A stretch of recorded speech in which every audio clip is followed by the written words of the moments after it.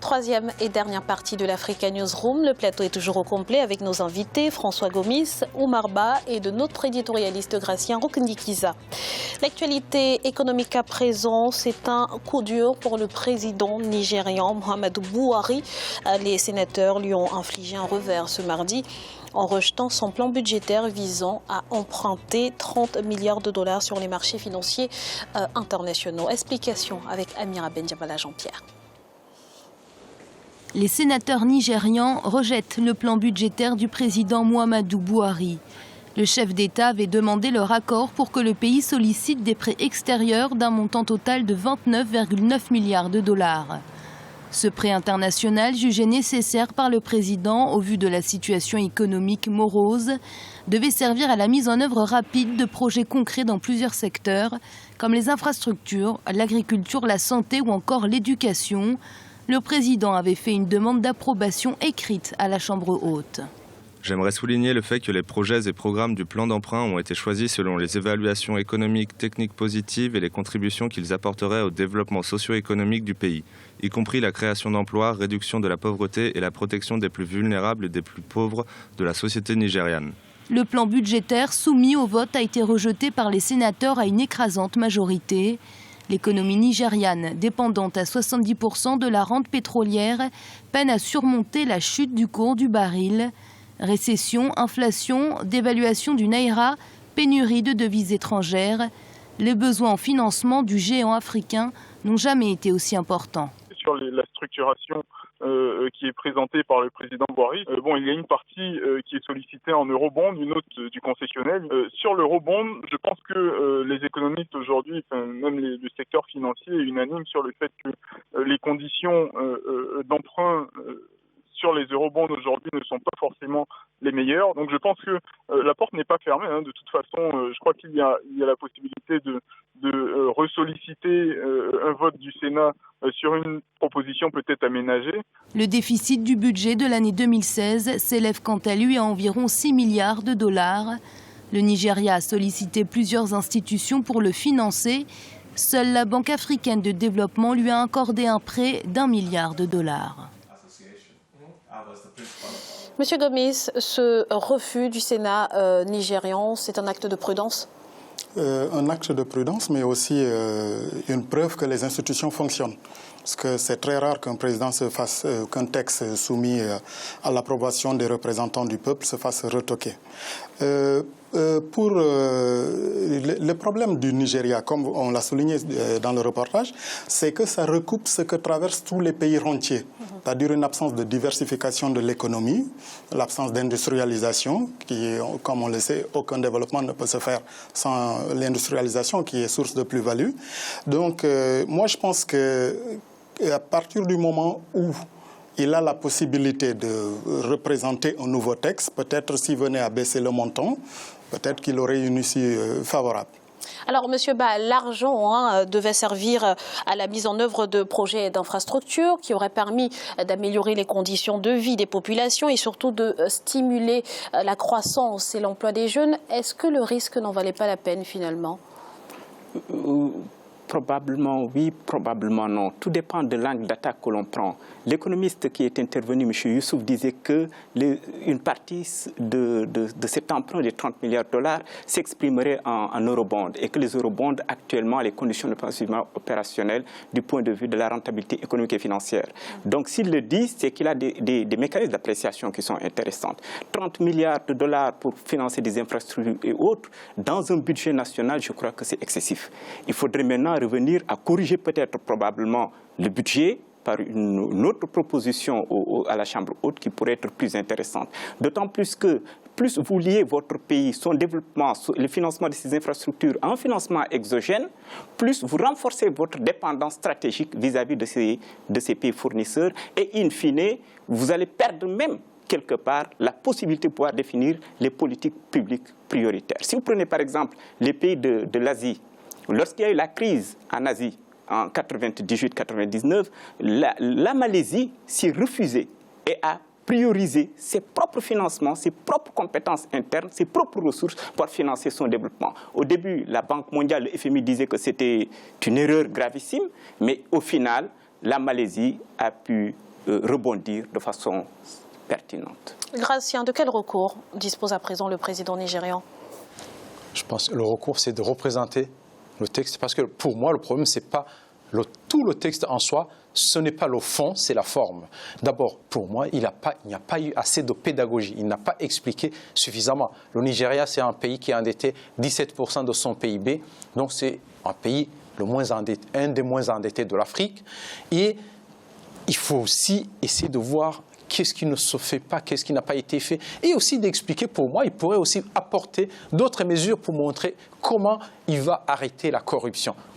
On peut emprunter les 30 milliards de dollars et demain, on peut avoir une partie dilapidée. Donc, il doit donner des gages aux sénateurs.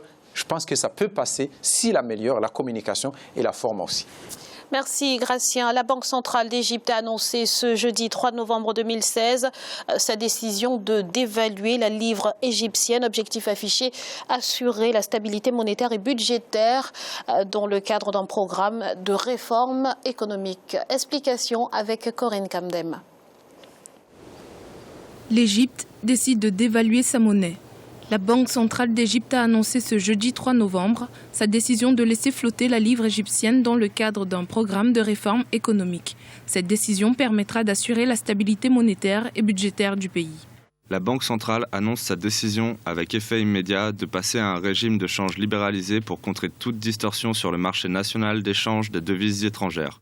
La faiblesse des réserves actuelles de devises étrangères en Égypte a un impact sur l'économie, en particulier les importations. Cette mesure de libéralisation du taux de change permettra également de relancer la dynamique d'offres et de demande afin de créer un environnement propice pour un approvisionnement fiable et durable en devises étrangères. Soulignons que les réserves de dollars de l'Égypte s'élèvent désormais à 19,6 milliards depuis septembre 2016, soit une baisse d'environ 50% entre 2011 et 2016. Cette décision reflète une volonté, en tout cas, des autorités monétaires égyptiennes pour assécher tout ce qui est spéculation autour de la monnaie égyptienne. C'est une manière de doper les exportations égyptiennes et pousser le pays à encore exporter plus et faire entrer un peu plus d'argent. C'est une mesure en tout cas qui reflète un certain réalisme, une volonté d'épouser la réalité de l'état de l'économie égyptienne. À la suite de cette annonce, la monnaie égyptienne s'est changée au taux officiel de 13 unités pour $1, soit une dévaluation d'environ 48% sur le cours précédent. Monsieur Ba, laisser flotter sa monnaie, c'est la bonne solution pour répondre à une crise monétaire?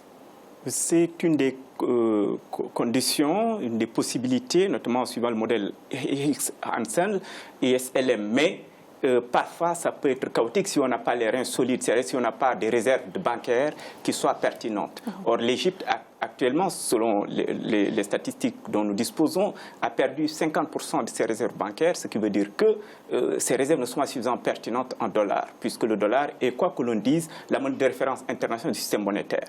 Maintenant, ce qu'il faudrait peut-être envisager en Égypte, au-delà d'avoir une fluctuation monétaire, il faudrait peut-être quintupler les productions internes pour doper maintenant les exportations.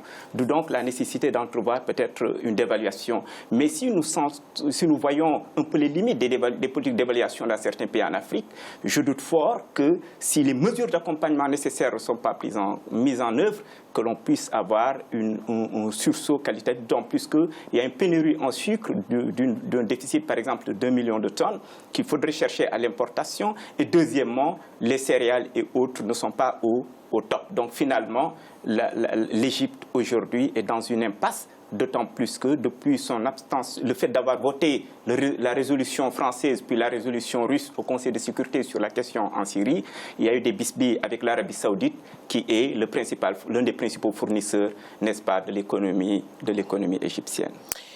Monsieur Gomis, à court terme, quelles vont être les conséquences de cette dévaluation de la livre égyptienne? Bon, à court terme, je pense que l'objectif du gouvernement égyptien, parce qu'il faut rappeler quand même que la dévaluation de la monnaie est un levier qu'on peut utiliser pour booster, redynamiser une économie. Par contre, comme l'a souligné Dr Ba, c'est qu'il faut qu'il y ait des réserves quand même suffisamment fortes pour accompagner cette stratégie politique. Pour le cas de l'Égypte, c'est qu'il faut souligner aussi qu'ils répondent à une condition posée par le FMI pour l'octroi d'un prêt de 12 milliards de dollars, si je m'abuse. Donc, à court terme, je pense qu'ils vont réussir à avoir le prêt. Par contre, s'ils réussissent à dynamiser le tourisme aussi, qui est quand même un facteur clé dans l'économie égyptienne, peut-être qu'à court terme, ça peut être porteur, mais à long terme, les conséquences, bon, je ne sais pas, je ne peux pas me prononcer de manière péremptoire parce que je ne dispose pas de tous les éléments. Mais je pense qu'à court terme, ça peut se révéler positif à condition que ce soit bien encadré et bien accompagné. Gracien.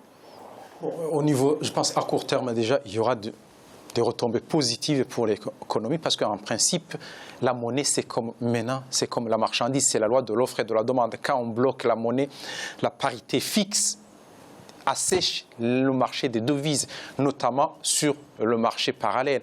Mais en libéralisant, en laissant flotter la monnaie, c'est-à-dire la monnaie peut varier, il y aura beaucoup plus de devises.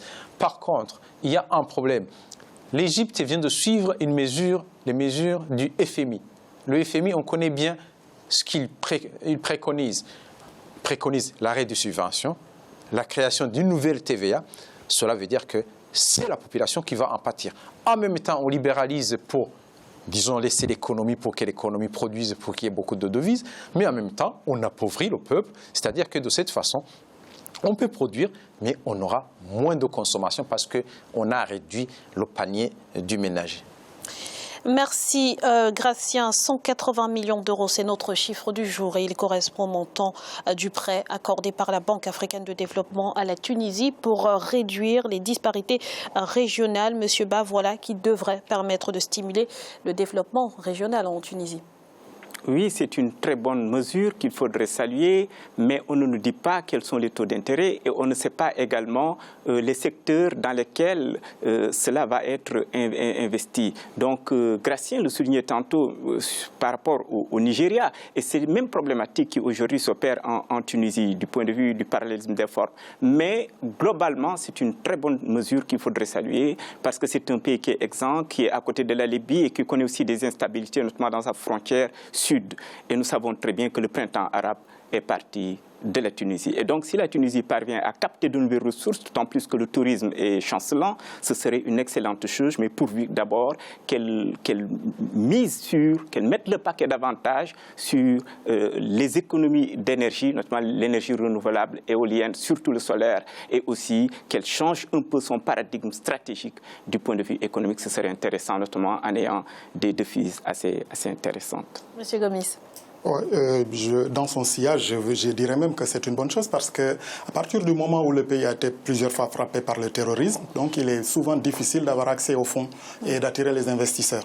Donc ça va dans c'est dans la bonne voie qu'ils puissent quand même bénéficier de cette manne. Et puis, comme il a dit aussi, je dirais maintenant, reste à savoir dans quel secteur on va investir cette manne pour essayer de redynamiser l'économie tunisienne, qui quand même pendant longtemps avant le printemps arabe était l'une des économies les plus prospères d'Afrique et que depuis les années 2011 quand même a du mal à tirer son épingle du jeu.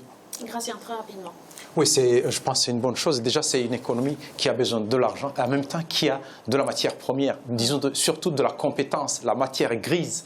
Il y a beaucoup d'intellectuels, beaucoup de gens capables, des gens compétents en Tunisie, ce qui fait que le problème se trouve au niveau du gouvernement, du pouvoir. Il faut canaliser ces compétences. On aura les fonds dès qu'on aura disons, les projets qui valent la peine et aussi qui vont dans le sens du développement du pays et du peuple. Merci Gratien. C'est à présent la fin de cette émission qui marque également la fin de notre semaine spéciale infrastructure en Afrique. Notre prochain volet sera consacré à la classe moyenne africaine. Monsieur François Gomis, merci d'avoir été sur ce plateau. C'est moi qui vous remercie. Je rappelle que vous êtes docteur en sciences politiques. Monsieur Oumar Ba, merci également pour votre présence. C'est moi qui vous remercie infiniment. Et je rappelle que vous êtes politologue et Gratien. Merci. Merci Graziella, bonsoir à tous. Et merci à vous, chers téléspectateurs, pour votre fidélité. Restez sur Africa 24 dans un instant, le journal de la rédaction.